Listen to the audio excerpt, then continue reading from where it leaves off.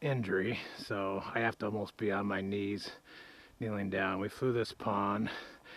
After her first attempt, she started staying high for a change and throwing up, and then they're circling, and then some beat her to this other pond way over there, and there was a few more left, some pintails, and I got them to go this way, and she poured the coals on and got one. And maybe we got a it was a miracle we'd have a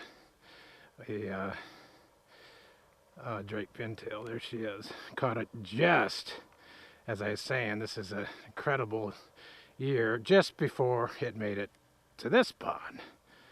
And I have it on using the Iris f-stop 3.70 on the DBs.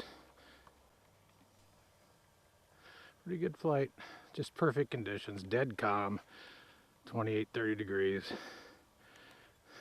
If that ain't luck. This is not from this pond. We were at the back pond, and they almost made it to this one. That's not a pintail. She goes to town, and it's usually right on the head.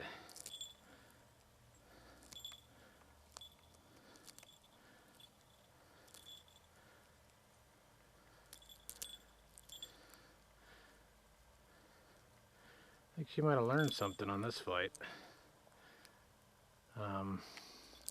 Not to commit herself and not lose all her height.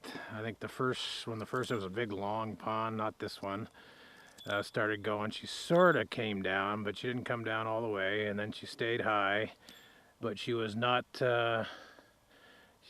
watching some of the other birds starting to leave on the other end, and started going after them, but then gave up, which was good. And then it's just starting to now fly high above them as they circle the water. And then when I can keep them to go out,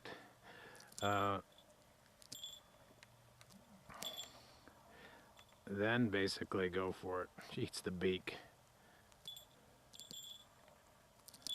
This now is with no iris, autofocus. And this is basically just automatic, what it would be doing if it was automatic. Looks like almost like a blue wing. It's incredible detail.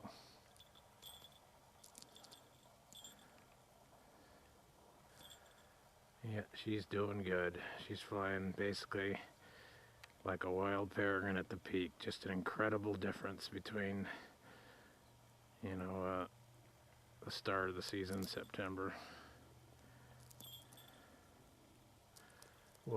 These are just perfect. I mean, just perfect mornings. You couldn't get any colder without the ducks leaving and most of the ponds freezing. I mean, some of the big ones might have stayed open, but it's just perfect. About 32 degrees, they don't freeze.